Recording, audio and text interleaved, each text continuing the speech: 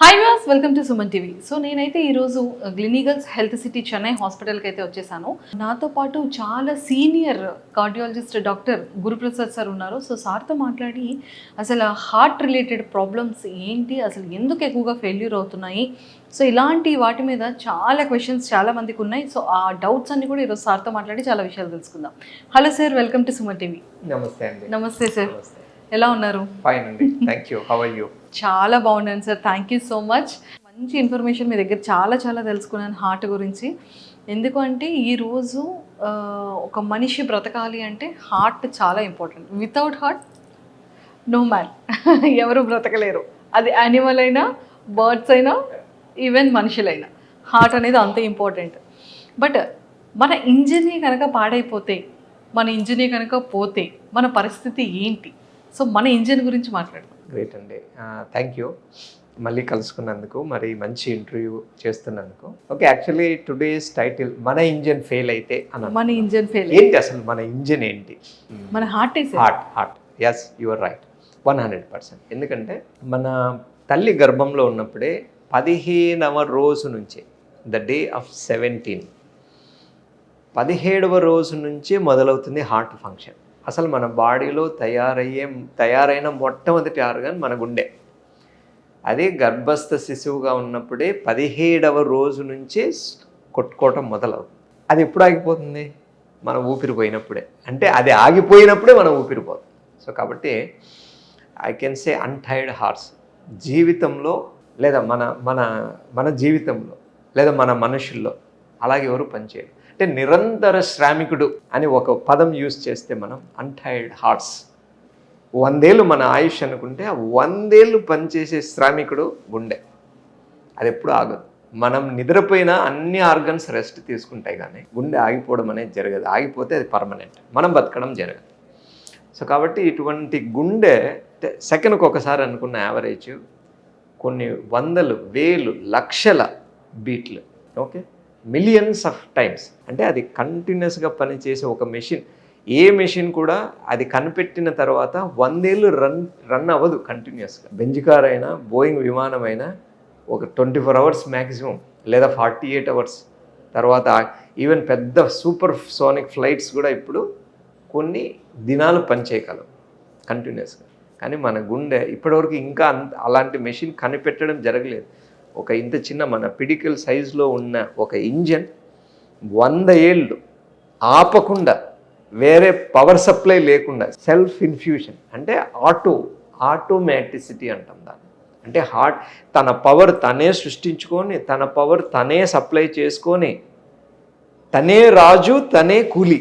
It masters and its own. అందుకనే గుండె అంటే హార్ట్ అనే పదము హృదయ సంస్కృతం నుంచి వచ్చింది.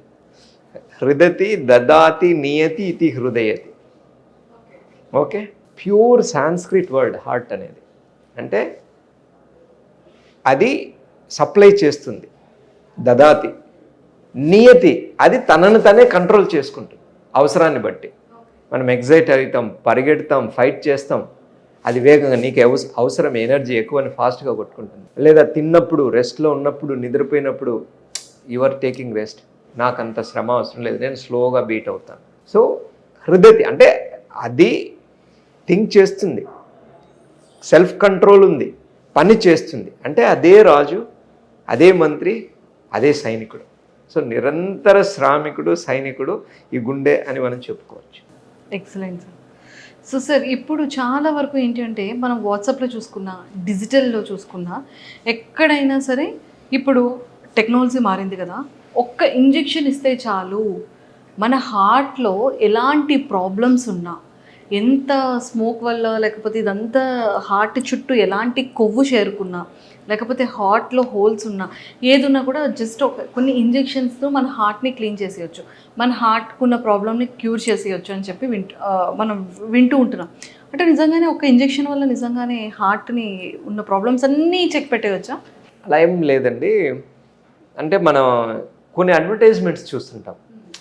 అంటే సపోజ్ ఒక ఫెయిర్ అండ్ లవ్లీ అడ్వర్టైజ్మెంటు, లేదంటే ఒక ఫెయిర్నెస్ క్రీము, లేదా ఏదైనా కానీ వీటిని యాడ్స్ అంటాం. యాడ్ అనేది ఒక సూపర్ మ్యాన్, ఏదో ఇది ఒక ఎనర్జీ డ్రింక్ తాగేసి అంతరిక్షానికి ఎగిరిపోవడం లాంటిది. అంటే అది చూసి అది నమ్మలేం కదా. సో ఇవి కొన్ని యాడ్స్ అంతే. అంటే చాలా వరకు మన వాట్సాప్ సోకాల్డ్ వాట్సాప్ యూనివర్సిటీలో చక్కర కొడుతున్న వార్తలు ఇవన్నీ. చాలామంది నాకు అడిగారు కూడా, సార్ ఇలా ఇది నిజమేనా, ప్లీజ్ కామెంట్ అని. అంటే ఒకటేమంటే ఏదో మ్యాజిక్ అనేది ఎప్పుడు జీవితంలో ఉండదండి. Biology so complicated, so interlinked. అంటే ప్రతిదీ నెట్వర్క్ కనెక్షన్. మనం దూరంగా ఉన్నా we are connected in the space. We have energies, we have vibrations, we have atomics. ఇప్పుడు మనం తీసుకునే ఆక్సిజన్ వదిలే కార్బన్ డైఆక్సైడ్ చాలా విధాలుగా రకరకాలుగా మారి ఇంకొకలో పోతుంది, ఇంకా వేరే so it's very intrinsic and extend, everything is related. So అంత ఈజీగా మనం మ్యాజిక్ ఇది వేసేస్తాం బాగైపోతుంది, ఇది చేసేస్తాం బాగా, అలా అంటే ఇంత కాంప్లెక్సిటీ ఉండదు లైఫ్లో. అందుకే పని ఒకటే అయినా రిజల్ట్స్ వేరే అవుతాయి. Because it is biology, it is not math. Only math is perfect, the rest is all probability లైఫ్లో. ఏదైనా ఇది వేసుకో, ఇది పూసుకో బాగైపోతుంది, ఇది చేస్తాం బాగైపోతుంది అంటే అప్పుడు డాక్టర్లు they're more than gods. Okay, ఏది మ్యాజిక్ ఒక స్టేట్మెంట్ ఎప్పుడూ ఉండదండి. దయచేసి మెడిసిన్లో ఒక్కటి గుర్తుపెట్టుకోండి, మేము దేవుళ్ళం కాదు. రెండవది, ఇక్కడ లెక్కలు ఉండవు. మూడవది, స్టేట్మెంట్స్ ఉండవు. There are no absolutes. ఇది చేస్తే ఇలా అయిపోతుందని. 2 2s are 4 in only in math, which is an imaginary one. But when it comes to universe biology, it is all probability. So కాబట్టి ఒక ఇంజెక్షన్ ఇచ్చేసాం మాయమైపోతుంది, అది యాడ్ తప్ప సైన్స్ కాదు. మేబీ ఒక పాయింట్లో ఏంటంటే ఆ ఇంజెక్షన్ ఎప్పుడు హార్ట్ అటాక్ వచ్చినప్పుడు థ్రాంబోలైటిక్ అనే ఇంజెక్షన్ ఇస్తాం, తర్వాత హెపారిన్ అనే ఇంజెక్షన్ ఇస్తాం, బ్లాకులు కరగడానికే. అంతేగాని అంటే యాంజియోప్లాస్టీ, స్టెంట్ ఫెసిలిటీస్ లేనప్పుడు కొన్ని ఇంజెక్షన్స్ ఇస్తాం. అది మ్యాజిక్ ఇంజెక్షన్ అని కాదు, కానీ ఏ ఫెసిలిటీ లేనప్పుడు ఈ ఇంజెక్షన్ ఇస్తే బ్లాక్ అంటే థ్రాంబస్ అంటే హార్ట్లో నరంలో బ్లడ్ క్లాట్ ఫామ్ అయితేనే హార్ట్ అటాక్ వస్తుంది. ఆ క్లాట్ కరగడానికి ఇచ్చే మెడిసిన్ తప్ప ఇది ఇచ్చేసాం బాగైపోయింది నువ్వు మృత్యుంజయుడు అయిపోయావు, ఇదంతా స్టేట్మెంట్స్ కరెక్ట్ కాదు. అది ఇచ్చినా కూడా మళ్ళీ యాంజియోగ్రామ్ చేసి ఆ క్లాట్ కరిగిందా లేదా అనేది చూస్తాం. ఇంకొకటి చాలా, సార్ ఒక 4 డ్రిప్పులు 4 సెలైన్లు ఎక్కిచ్చారు, మాది బాగైపోయింది, ఇంత ప్యాకేజ్ చెప్పారు. మనం కొన్ని యాడ్స్ ఒకటి ఏమంటే కొన్ని అంటే సైంటిఫిక్గా కొన్ని థెరపీస్ అప్రూవ్డ్. ఇప్పుడు నేను చెప్పినట్లు థ్రాంబోలైటిక్ థెరపీ. ఇంకొకటి ఇదొకటే కాదు, అంటే మెషిన్ కొన్ని ఎక్స్టర్నల్ కౌంటర్ పల్సేషన్స్ అని ఉంటాయి. అంటే దాన్ని సింపుల్గా చెప్పాలంటే massage therapy for heart patient అని చెప్పొచ్చు. అంటే ఇది మనుషులు చేసే మసాజ్ లాంటిది కాదు, బాడీకి అంతా కఫ్స్ చేస్తారు, అంటే హ్యాండ్స్కి లెగ్స్కి అంతా. సో హార్ట్ సైకిల్ని బేస్ చేసుకొని ఇవి రిథమిక్గా మజిల్ని కంట్రాక్ట్ చేస్తాయి.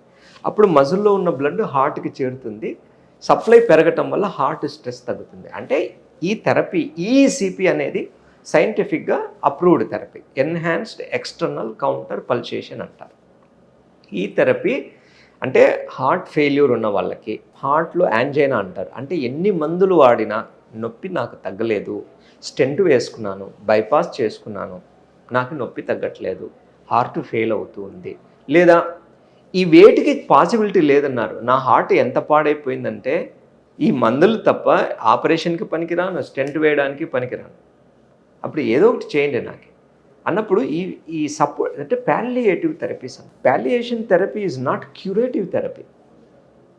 ఓకే, సో ఈ థెరపీస్ని మనం ఒక పాలియేషన్ అంటే బాగా ఆకలిగా ఉన్నవానికి బిర్యానీ పెట్టలేం, ఒక గ్లాస్ మజ్జిగ ఇవ్వచ్చు, ఏదో వాడే ఆకలి తీరినంత తీరుతుంది. సో ఇవన్నీ పెరుగన్నంలో ఆవకాయ ఏదో మజ్జిగ తీసుకోవడం లాంటి థెరపీస్, అంతేగాని they are not whole therapies. ఇప్పుడు హార్ట్ అటాక్ ఉన్న ప్రతి ఒక్కరికి ఇవి చేయలేము, చేయకూడదు, నాట్ అడ్వైజబుల్.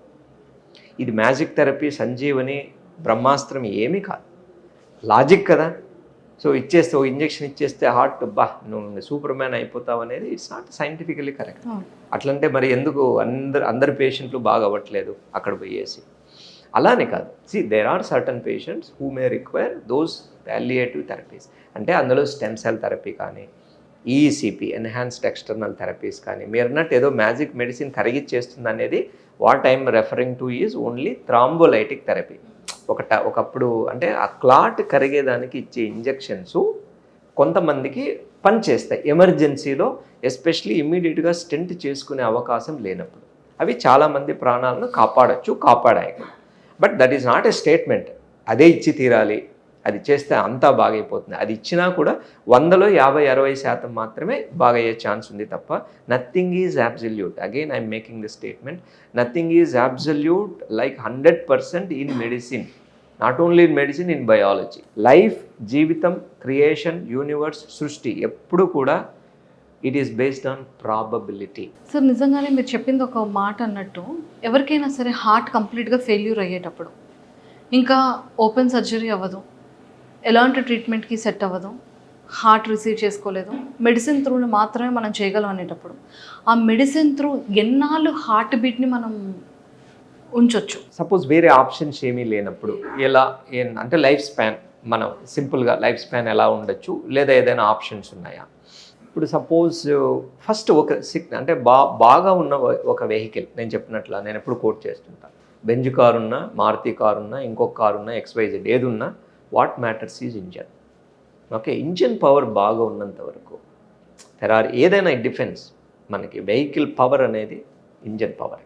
అదే మాదిరి మన బాడీ ఎబిలిటీ, అందుకనే కార్డియో వర్క్ అంటాం. అంటే ఒక అథ్లెట్ కానీ, ఫైటర్ కానీ, ఒక ఛాంపియన్ కానీ, it is his cardiovascular ability. అంటే ఆ ఇంజిన్ పవర్ అది, అంటే బాడీ పవర్. అంటే హార్ట్ కూడా దానికి తగినట్టుగా పవర్ఫుల్గా ఉంటేనే ఆ ఇంజిన్కి పవర్ ఉంటుంది, బాడీకి పవర్ ఉంటుంది. సపోజ్ ఒక వెహికల్కి యాక్సిడెంట్ అయినట్టు హార్ట్కి ఏదైనా ఒక ఆపద వచ్చి దెబ్బతినింది అనుకో, కామన్గా హార్ట్ అటాక్, లేదా పుట్టు జబ్బులు, లేదా గుండె దడ, లేదంటే రుమాటిక్ వాల్వ్స్ డ్యామేజ్ అవటం, ఏదో ఒక, లేదా ఇన్ఫెక్షన్ లైక్ కోవిడ్ కానీ, రుమాటిక్ ఫీవర్ కానీ, లేదా మయోకార్డైటిస్ అంటారు, లేదా ఒక్కొక్కసారి రేర్గా ఇన్ఫిల్ట్రేషన్. ఇప్పుడు అంటే ఇప్పుడు కొన్ని రకాల క్యాన్సర్ లాంటివి, సార్కాయిడ్, అమైలాయిడ్ లాంటి కొన్ని జబ్బులు, ఏది ఉన్నా కానీ అప్పుడే అదే నేను చెప్పినట్టు, అంటే మనం పొడిచామా, గురేసుకున్నామా, లేదా కోసుకున్నామా, లేదా పాయిజన్ ఏదైనా final is death. Methodology is different. So అలాగా హార్ట్ ఫెయిల్ అయినప్పుడు కారణాలు అనేకం ఉండొచ్చు. అది అటాక్ అని ఇందాక చెప్పినట్లు రకరకాల కారణాలు. ఆ కారణాలని మనం ఫస్ట్ ఎప్పుడు కూడా ఇంజిన్ పాడైనప్పుడు, లేదా హార్ట్ ఫెయిల్యూర్ అంటాం దాన్ని, అయినప్పుడు ఫస్ట్ మనం ఫెయిల్యూర్కి ట్రీట్మెంట్ ఇస్తాం. ఓకే, ఇంజిన్ని ఫస్ట్ తీసి రిపేర్ చేస్తాం. కానీ యాక్సిడెంట్ కాకుండా కూడా ప్రికాషన్ తీసుకోవాలి. ఇంజిన్ మనం రిపేర్ చేయగలమని ప్రతిసారి యాక్సిడెంట్ చేయడం మూర్ఖత్వం. ఓకే, అలాగే సేమ్ ప్రిన్సిపల్, హార్ట్ మనం బాగా చేసుకోగలమని ప్రతిసారి ఇష్టం వచ్చినట్ల బిహేవ్ చేయటంలో, ఇష్టం వచ్చిన లైఫ్ స్టైల్లో ఉండటం తప్పు. సో దాన్ని ప్రివెన్షన్ స్టేజ్ నుంచి మనం ఫోకస్ చేయాలి. సో కాబట్టి ప్రివెన్షన్ అనేది చూస్తాం హార్ట్ ఫెయిల్యూర్ ముందు. అంటే లేదా ఫెయిల్యూర్తోనే వచ్చాడు ఒక పేషెంట్, దానికి ట్రీట్మెంట్ ఇచ్చి ఇది ఎందుకు వచ్చింది అనలైజ్ చేస్తాం, ఇటియాలజీ అంటాం దాన్ని, దేనివల్ల వచ్చింది. తర్వాత అది రాకుండా లేదా ఉన్నదాన్ని తగ్గించేదానికి, క్యూర్ చేసేదానికి ట్రీట్ చేస్తాం. షుగర్ ట్రీట్ చేయి, బీపీ ట్రీట్ చేయి, స్మోకింగ్ స్టాప్ చేయి, పనిపాటు లేకుండా కూర్చుంటాడా లేదా ఎక్సర్సైజ్ చేయి. సో అది ప్రికాషన్. నెక్స్ట్ డ్యామేజ్ అయింది కదా ఆల్రెడీ, దీన్ని రిపేర్ చేయి. సో కాబట్టి ఇంజిన్ రిపేర్ అయిన తర్వాత మంచి సర్వీసింగ్ చేయి, వెహికల్ కండిషన్ బాగా పెట్టుకో, ఎయిర్ బ్యాగ్స్ బాగున్నాయా, మానిటరింగ్ బాగుందా. సో అలాగా అన్నీ చూస్తాం. సో నెక్స్ట్ వచ్చేసి ఓకే ఏమీ చేయలేవు, ఏమీ చేసే స్టేజ్ లేదనుకుందాం. సో అన్నీ బాగున్నాయి, ఏమీ ట్రీట్ చేయడానికి లేదు, then what is the option. So అలాగా నార్మల్గా హార్ట్ బాగా ఎండ్ స్టేజ్ అంటాం దాన్ని, end stage heart failure.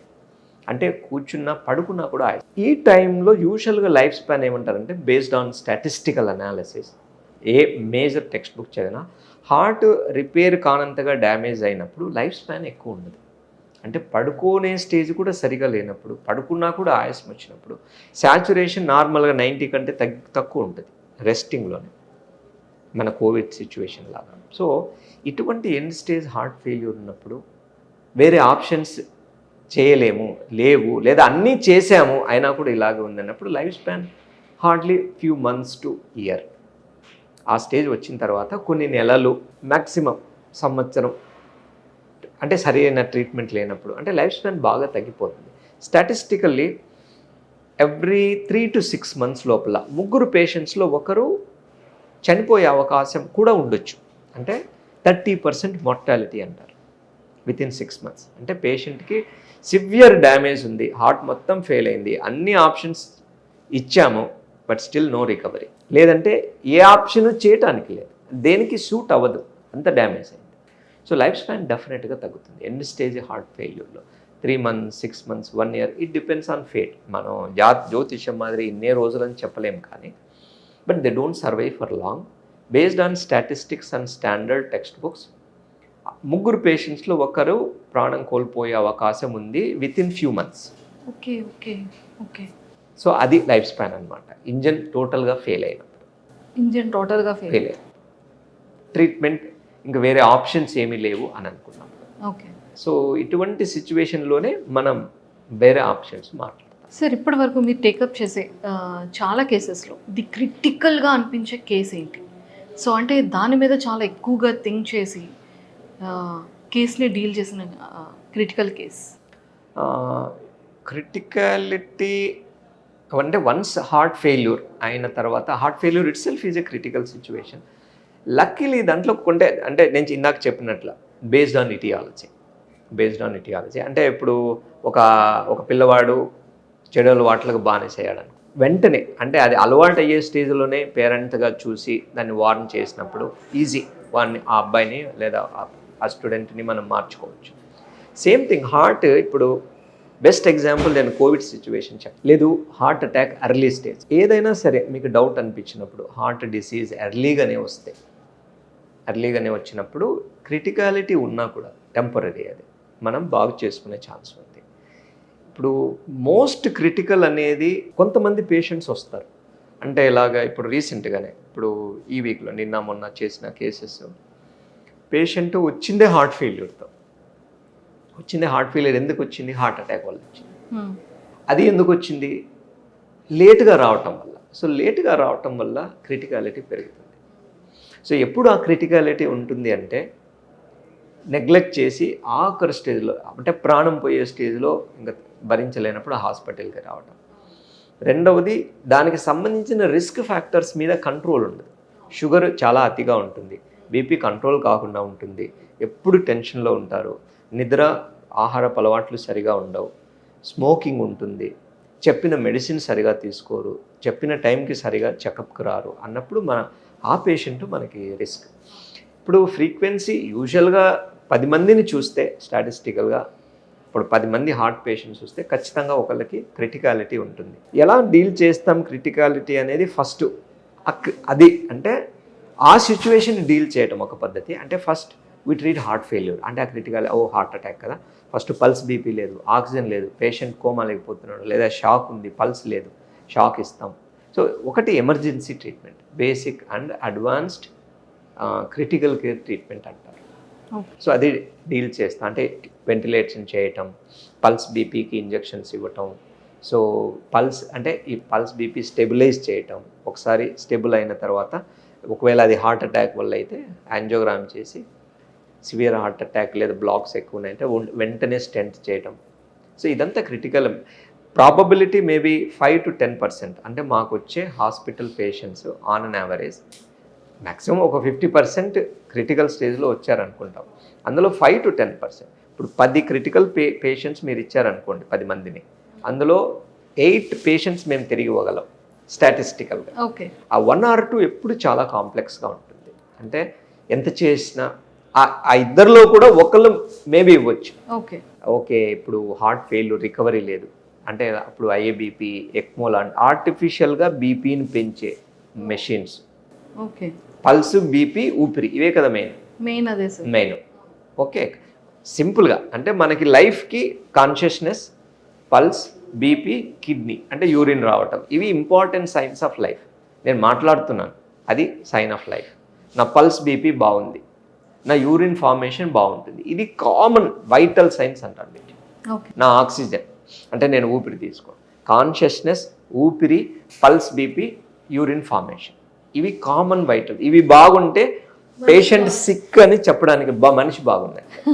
So patient కాన్షియస్లో లేడు, కోమాలకి వెళ్ళిపోతున్నాడు, ఎందుకంటే పల్స్, బీపీ లేదు, ఆక్సిజన్ సాచురేషన్ లేదు. సో వెంటనే ఇంటుబేట్ చేస్తాం.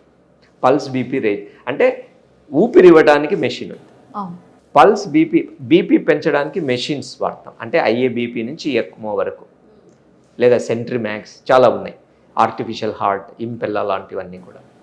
నెక్స్ట్ పల్స్ రావడానికి పేస్ మేకర్ పెడతాం. యూరిన్ రావడానికి ఒకవేళ రాలేదనుకోండి, యూరిన్ ప్రెషర్ బీపీ బాగుంటే యూరిన్ ఆటోమేటిక్గా వస్తుంది. సపోజ్ కిడ్నీ కూడా ఆ సిచ్యువేషన్లో ఫెయిల్ అయితే డయాలసిస్ చేస్తాం. సో ఈ బేసిక్ పారామీటర్, ఈ బేసిక్ ట్రీట్మెంట్ అనేది క్రిటికాలిటీ. తర్వాత ఎందుకు ఇది వచ్చిందని దాన్ని ట్రీట్ చేసామనుకోండి, హార్ట్ అటాకా, కోవిడ్ ఇన్ఫెక్షనా, లేదా యాక్సిడెంటా, లేదంటే వేరే సెప్టికా, లేదంటే ఏమైనా వేరే జబ్బు వల్ల ఈ హార్ట్ కూడా అఫెక్ట్ అయిందా, అది ట్రీట్ చేస్తాం అనమాట. సో ఈ క్రిటికాలిటీలో కూడా అంటే 8 అయిపోయిందా కామన్గా ట్రీట్మెంట్లో, ఆ 2 క్రిటికాలిటీలో ఒకటి వచ్చేస్తుంది, ఓకే, ఆ ఒక్కటి రాదు.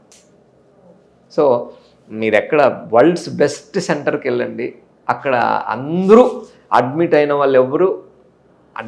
వాళ్ళల్లో 99 బాగా వెళ్ళొచ్చు, కానీ డెత్ లేని హాస్పిటల్ ఉండదు. ఎందుకంటే క్రిటికాలిటీని బేస్ చేసుకొని. సో ఆ 1% ఉంటారు కదా, ఆ 1%ని మనం, that is probably nature's trade అనుకోవచ్చు. నేను చెప్పాను కదా, టీచర్ ఒకలాగే పాఠం చెప్పినా ఒకడికే ఫస్ట్ ర్యాంక్ వస్తుంది. ఓకే, సో అలాగే దాన్ని మనం నెగటివ్ వేలో తీసుకుంటే 99 సేఫ్గా ఉండొచ్చు, అన్నీ నేను అన్నీ ఇచ్చాను, ఆ 10 మంది క్రిటికల్ పేషెంట్స్లో 9 ఇచ్చేయచ్చు, కానీ ఆ ఒకటి డెస్టినీ, అది మన doctor maybe we are not gods again. So that's the where అంటే పాయింట్ ఆఫ్ నో రిటర్న్. మేము ఎంత చేసినా రాకపోవచ్చు. ఈవెన్ ఆ స్టేజ్లో కూడా ఒక హార్ట్ పేషెంట్కి ఒక ట్రాన్స్ప్లాంట్ అనే ఆప్షన్ ఉంది. సో ఆ 1% కోసం పోరాడు. అందుకనే హార్ట్ ట్రాన్స్ప్లాంట్కి మేము అంత ఫేవరబుల్గా ఉంటాం. అంటే okay, otherwise you will die, చనిపోబోతాడు, వేరే ఆప్షన్స్ ఏమీ లేవు, ఇంకా ఇంజిన్ రిపేర్ చేయలేవు. There comes the value of organ transplant. అంటే పరకాయ ప్రవేశం లాంటిది, అంతే, మళ్ళీ రీబర్త్. సో అది ఒక competent, capable and dedicated team ఉన్నప్పుడు ఆ 1% కూడా తిరిగి ఇవ్వచ్చు. సో కాబట్టి టైటిల్ ఇంజన్ ఫెయిల్ అయితే టు సమ్మరైజ్ ఇవి ఆప్షన్స్ అన్నమాట. ఆ 1% కోసమే. సో ఏం చేసినా తిరిగి హార్ట్ మనకి అంటే లైఫ్ రాదు అని అనుకున్నప్పుడు one good option is heart transplantation. అంతకుముందు నేను చెప్పినట్టుగా హార్ట్ అటాక్ వస్తే స్టెంట్ చేయటం, పల్స్ డౌన్ అయితే పేస్ మేకర్ పెట్టడం, గుండె దడ పెరిగితే ఆర్ఎఫ్ అబ్లేషన్ చేయటం, ఇంకా ప్యాలియేటివ్స్ థెరపీస్ చెప్పినట్ల ఈసీపీ కానీ స్టెమ్ సెల్ థెరపీ కూడా చేయగలుగుతాం. అన్నీ చేసాం. లేదు వాల్స్ డ్యామేజ్ అయ్యాయి, ఆర్టిఫిషియల్ వాల్స్, టావీ అంటాం, వాల్ తీసి వాల్ పెట్టచ్చు, అన్ని థెరపీస్ ఉన్నాయి, అన్నీ చేయొచ్చు. లేదు ఇంకా దేనికి సూట్ అవ్వడు, లేదా అన్నీ చేసాం అయినా కూడా engine failing, we are losing life అని అనుకున్నప్పుడు ఒక్కటి ఏజ్ ఫ్యాక్టర్, రిలయబుల్ ఏజ్ అంటే లెస్ దాన్ 60 years అలా అనుకున్నప్పుడు organ transplant plays a role. ఆ 1%లో కూడా మనం పోరాడి లైఫ్ తిరిగి ఇవ్వగలిగే ఛాన్స్ ఒక్క హార్ట్ ట్రాన్స్ప్లాంటేషన్లో మాత్రమే ఉంటుంది. Thank you sir, thank you so much, చాలా మంచి ఇన్ఫర్మేషన్ ఇచ్చారు. Thank you a lot. Thank you అండి, నమస్తే.